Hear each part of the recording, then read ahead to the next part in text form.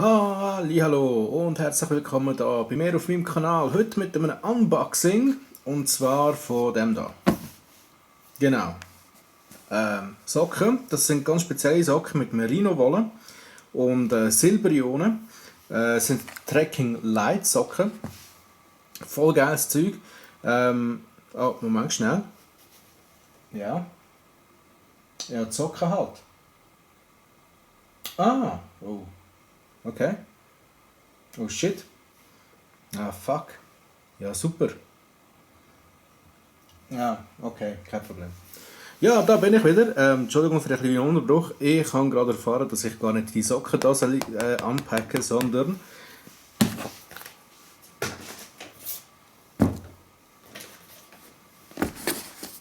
Sony Xperia Z5 Premium. Ich habe doch gedacht, irgendetwas ist komisch. Ich bringe es fast nicht in den Ding rein. Warte mal. Mal ein bisschen. Ja, das passt schon irgendwie. Also, so sieht die Schachtel aus. Das ist das neue gesehen hier. Xperia Z5, ein ganz klein Premium. Premium ist nicht irgendwie, weil es aus Gold ist oder aus Platin oder keine Ahnung was, sondern Premium bedeutet in dem Fall einfach, es ist das grösste von diesen Sony Flaggschiff. Was das bedeutet, wird man gerade sehen. Zum Vergleich habe ich hier mein Z2. Mal da, ich kann vielleicht, Moment schnell. Ich habe mal zum Vergleich von der Grössenverhältnis her noch da so eine Packung Nasstüchli. Ich wollte da keine Werbung machen, ich habe leider kein Geld dafür über. Also sehen Sie, Z2 ist damals ja, so ein bisschen grösser gewesen als ich muss da schnell ein bisschen wegzoomen. So, jetzt auf die Seite. Ein bisschen grösser gewesen als so eine Packung Nasstücher. Damit wir alle wissen, von was wir reden. Und jetzt geht es darum, mal zu vergleichen, wie sieht es aus im Vergleich das Z2 zum Z5 Premium. Und lassen wir mal los. Da ist, hat es anscheinend keine Versiegelung um die Verpackung herum. Ich weiß nicht, ob das vom Händler her ist oder keine Ahnung. Also ihr könnt sicher sein, das Handy ist drin. Aber tatsächlich, ich sehe auch keine Stelle, wo irgendwie hätte etwas können sein oder so etwas abgerissen worden ist. Finde ich eigentlich ein bisschen schade, weil in der heutigen Zeit ist so Zeug eigentlich immer versiegelt. Also machen wir das gute Stück doch mal auf. Also schauen, dass ihr das schön in der Kamera seht. Zack. Und da lächelt uns doch schon mal das Handy an. Ich tue das mal so nebendran hin. Nehme ich das mal raus. Und bevor wir jetzt hier anfangen, Vergleichstests zu machen und Zeug und Sachen, würde ich sagen, schauen wir doch schnell, was sonst noch in der Schachtel drin ist. Da hat es so ein Dings für den Finger, das finde ich recht cool gemacht. Und dann haben wir da, das wird das Aufladegerät sein, das wird das Ladekabel sein. Und anscheinend hat es da sogar Stereo Kopfhörer dabei mit integrierter Freisprechanlage. Ich habe im Internet gelesen und auch gehört, auf verschiedenen Kanälen auf YouTube, dass Kopfhörer anscheinend nicht in allen Ländern mit inbegriffen sind, dass man die teilweise separat dazu kaufen muss. Habe ich jetzt ein bisschen Angst gehabt, aber wenn da schon ein Symbol drauf ist, gehe ich mal stark davon aus, dass die drin sind. Okay, jetzt nehmen wir das mal raus. Und schaut doch gerade mal, ob es wirklich so ist. Auch hier nichts versiegelt. Und tatsächlich. Kopfhörer sind also in der Schweiz inbegriffen. Dann haben wir hier noch Entertainment Unlocked. Open up a world of movies, music, apps and more. Das wird wahrscheinlich irgendwie so ein Kurzbeschreib sein. Was steht da? Bienvenuti. Irgendwie eine Sprache, die ich nicht aussprechen kann. Welcome to the world of Sony. Bla bla bla bla. Wo ist denn das Deutsche? Da würde ich eben noch. Dobro došli u Sony Sviet.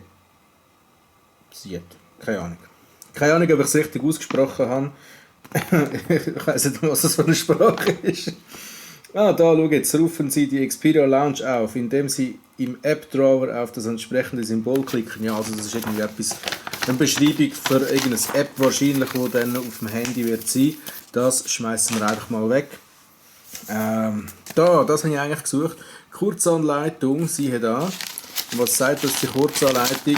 Das ist ein Handy und so lässt es an. Sehr wahrscheinlich, Überblick und wegen dem SIM-Karte und dem SD-Kartenslot, Schutz gegen Wasser und Staub. Ihr Gerät ist wasserdicht und gegen das Eindringen von Staub geschützt. Das steht da eindeutig schwarz auf weiß. Da seht ihr, da steht, ist wasserdicht. Wasserdicht, okay?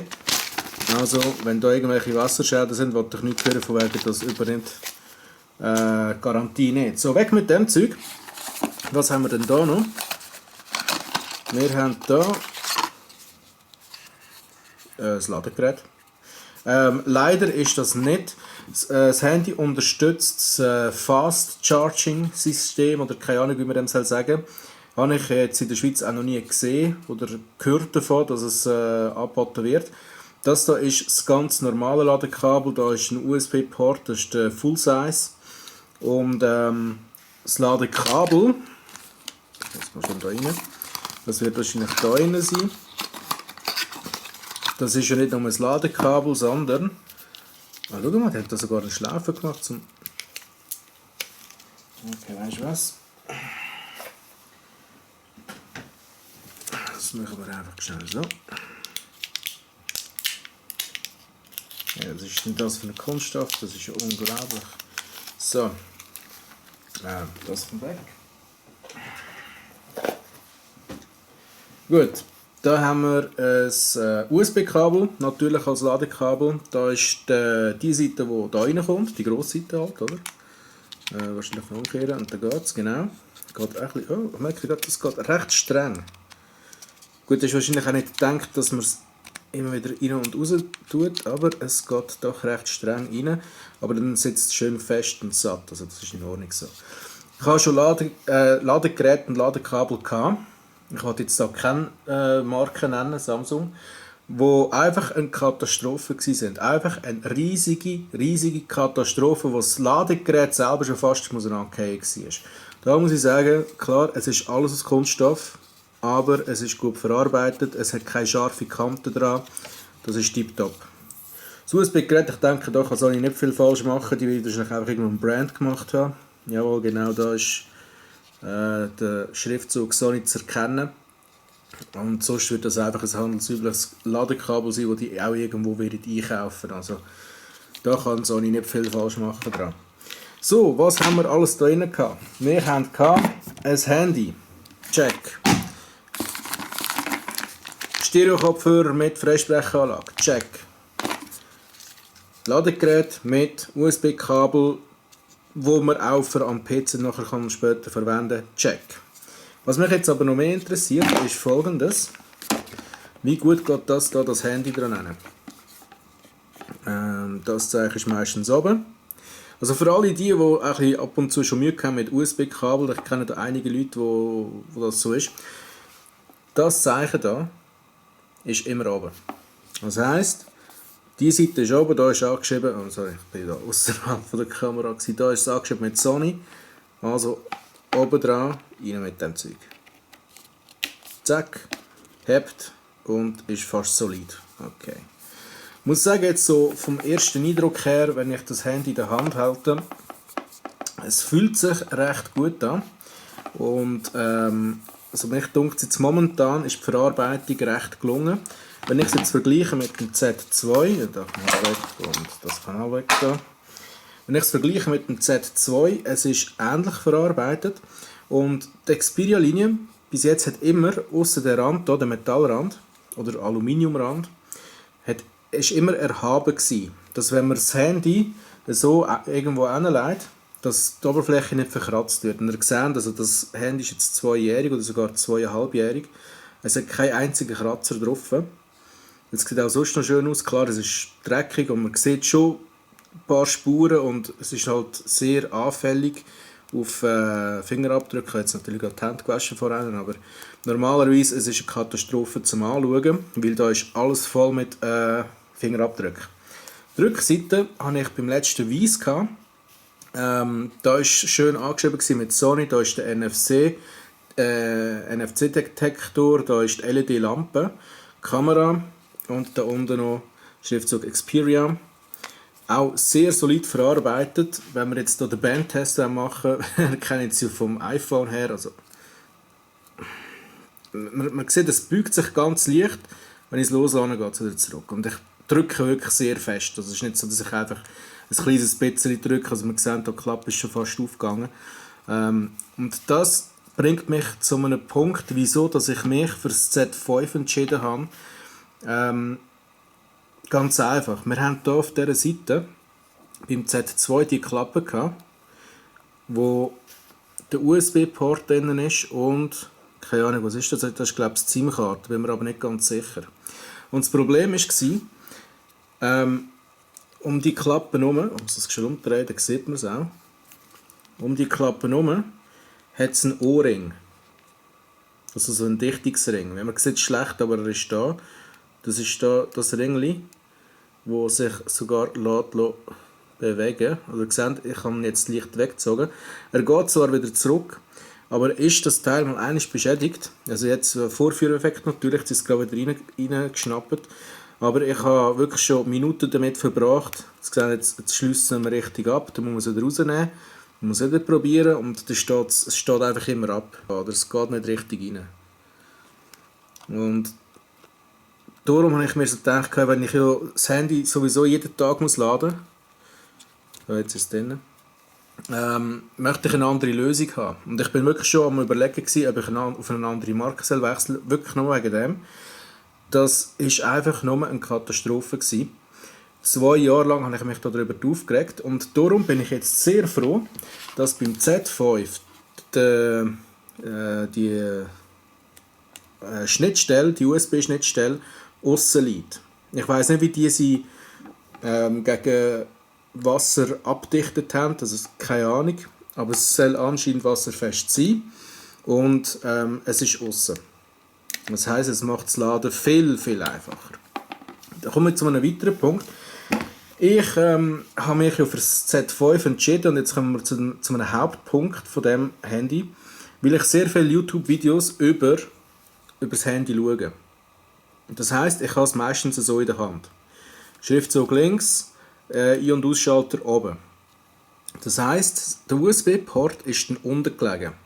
Das heisst, ich habe dann immer, wenn ich so am Schauen war, zum Beispiel wenn ich jetzt im Bett gelegen bin oder wenn es einfach eingesteckt war, ist immer da das dämliche Kabel unten rausgelegen. Und das war mir immer im Weg gewesen. Und ich denke, ich gehe jetzt mal stark davon aus, dass mich das weniger wird stören, wenn ich das Handy so in der Hand habe, also respektive dann so, am Schauen bin und das Kabel geht an mir vorbei. Es lampert nicht unten raus. Das ist einfach der Punkt, der mich da am meisten gestört hat. Wir haben hier jetzt immer noch eine Klappe und die ist eigentlich nur für die SIM-Karte und für die Micro-SD-Karte gedacht. Machen wir doch hier mal auf, schaue ich rein. Ich habe jetzt noch nichts drin. Wie schon gesagt, ich habe das Handy erst gerade ausgepackt. Sie ist ähnlich gehalten, die Klappe. Und dann haben wir hier so einen kleinen Einschub-Dings. Ich weiß nicht, ob man es gut erkennen kann. Ich bin da selber auch gerade am Schauen. Das bis jetzt auch noch nie gesehen. Ich habe es mal ein bisschen mehr ins Licht. Und was ich schon mal sagen kann, ist, die Klappe fühlt sich für mich wertiger an als die beim Z2. Wahrscheinlich kann man das reindrücken und dann kommt es raus. Gehe ich jetzt mal stark davon aus. Das muss ich dann halt später noch mal genauer anschauen, sobald ich eine SIM-Karte drin habe. Aber schauen wir doch jetzt mal das Handy selber an. Also, wenn wir jetzt schon im Vergleich sind mit dem Z2, ich tue das Zeug am besten schnell auf die Seite.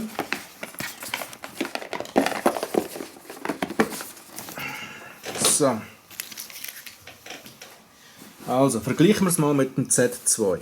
Da haben wir das Z5 Premium. Und da ist das Z2. Also vom Grössenunterschied her muss ich sagen, sehe ich nicht viel.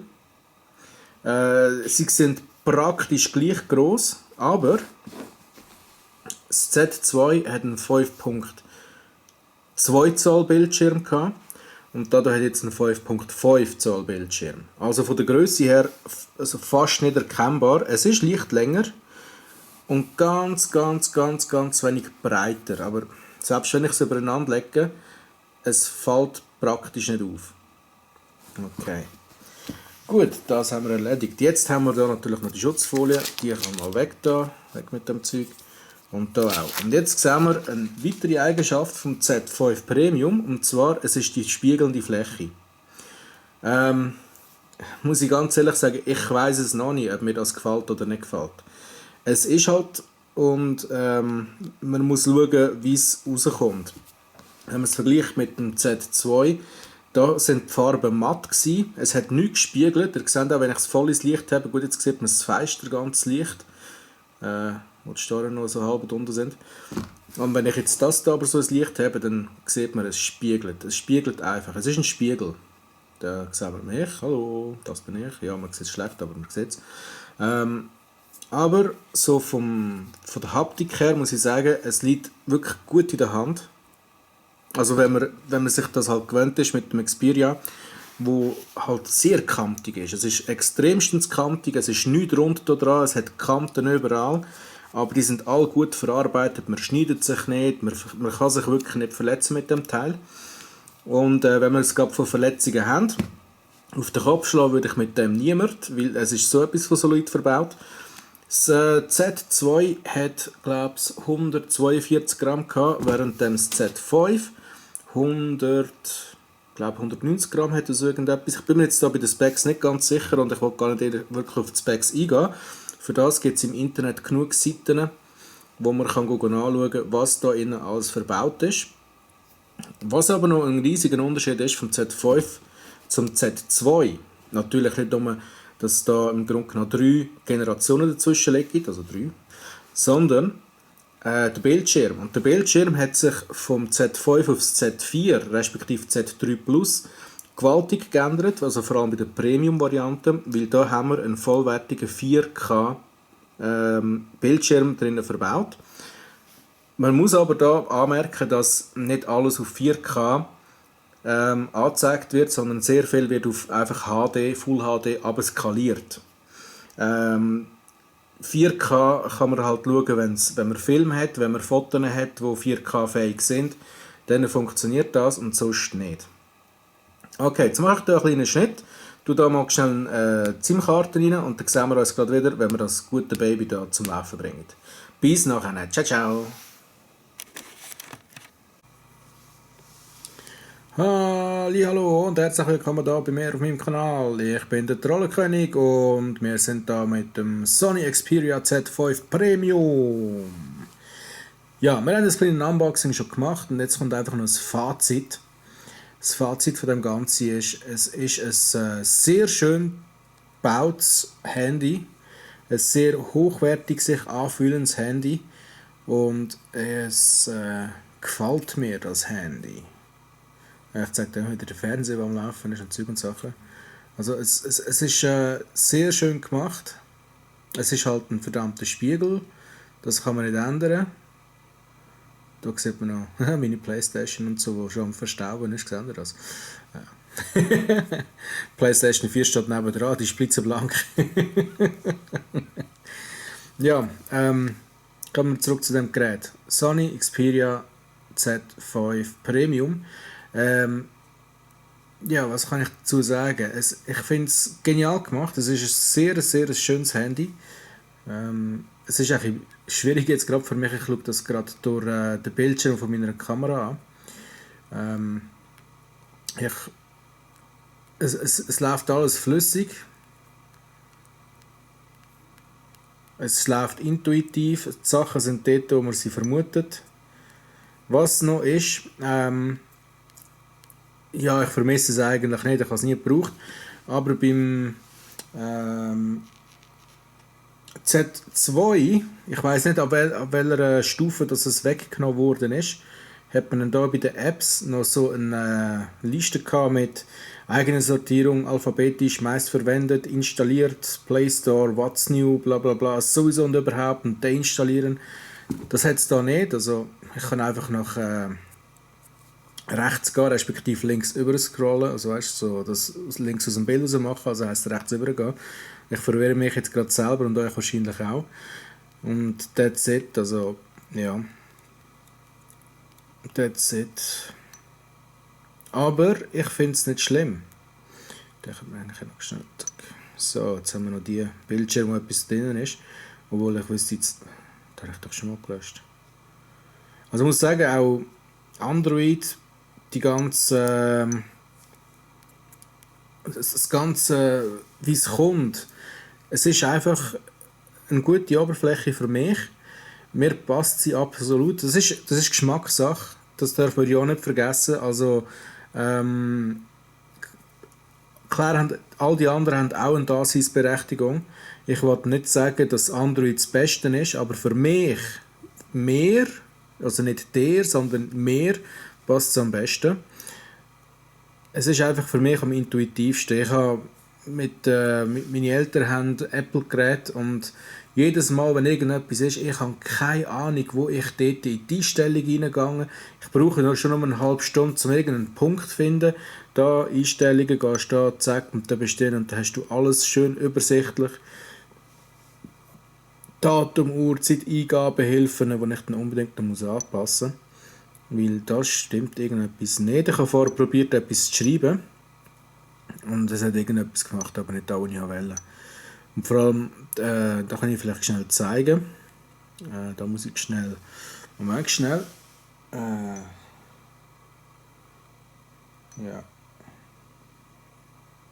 Da, so.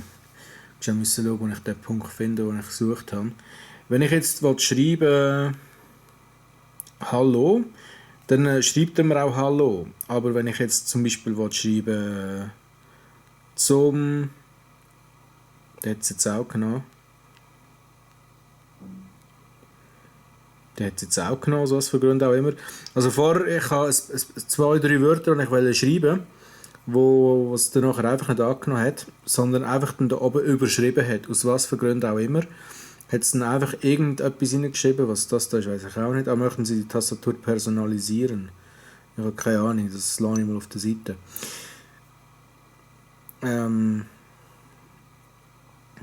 Was auch noch ist, das ist nicht die Tastatur, und ich mich damit gewöhnt bin. Da kann man so Sachen machen mit umeinanderfahren und sowieso. Also ich glaube, da kann man jetzt zum Beispiel Hallo auch so schreiben und wie geht es dir, aber eben halt nur auf Hochdeutsch. Das ist halt schade daran.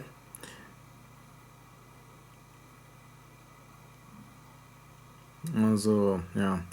Und dann da mit der grossen Kleinschreibung, das passt mir nicht so. Ich habe eine eigene... du siehst, das geht jetzt nicht einmal. Komm doch weg, wieso kann ich das nicht ausschalten? Das ist saudämlich gemacht, also das regt mich jetzt wirklich gerade ein bisschen auf. Auch, dass es jetzt da einzeln durch jeden Buchstaben löschen. Ich hätte es gerne, wenn man einfach die ganzen Wörter löschen und Zeug und Sachen. Ist ja gleich. Das ist, naja, das Problem, das ich irgendwie noch beheben muss. Ich muss mir da eine andere Tastatur abladen und dann wird das sicher auch wieder funktionieren. Ich sage einfach nur mein Fazit. Jetzt kommen wir endlich zu dem, was eigentlich sollte sein. Mein Fazit, das ist ein ziemlich geiles Gerät. Ich bin sehr zufrieden damit bis jetzt. Klar, ich habe noch nicht sehr viel damit gemacht, aber ich kann euch jetzt schon sagen, es gefällt mir. Wie es daherkommt, wie es sich anfühlt, man merkt es. Man merkt, man hat etwas in der Hand. Es ist robust, es knarzt nicht, es kann nichts sehen, wo könnte abgehen. Auch da jetzt wieder der Bandtest. Machen wir zuerst wieder mit dem 2. Da sieht man, es kommt Licht. Und jetzt da bei dem da gleicher Kraftaufwand gar nicht. Also das ist noch stabiler gebaut worden als das letzte. Also ich drücke nicht einfach nur ein kleines bisschen, sondern ich drücke wirklich sehr fest und ja, jetzt sieht man so ein kleines bisschen, dass es ein bisschen cool ist, aber es ist nach wie vor Pfeifengrad und da sieht man halt schon an diesen Stellen, weil ich es ja immer wieder mache, weil es einfach Spass macht, da jetzt an dieser Stelle sieht man halt schon eine ganz, ganz minime Verformung, aber das ist, naja, nicht redenswert. Das Einzige, was mir noch Wunder nimmt, ist dann früher oder später, wie sieht das aus mit der hinteren Seite. will ich mich jeweils oder jemals daran gewöhnen oder nicht, dass das halt so ein verdammter Spiegel ist. Man wird es sehen, Auf jeden Fall sage ich schon mal vielen Dank fürs Zuschauen. Wenn ihr diese Art von Videos gerne habt und ihr gerne andere Unboxes und Reviews und Previews und so sehen, sagen wir Bescheid, indem wir einfach mal das Däumchen nach oben drücken und mir vielleicht noch ein Abo da lasst und mir in die Kommentare schreibt, hey, macht doch das oder macht das nicht, das ist Kacke, ist das. Lasst mich das einfach wissen, wäre ich sehr froh drum. Vielen Dank drum und ciao.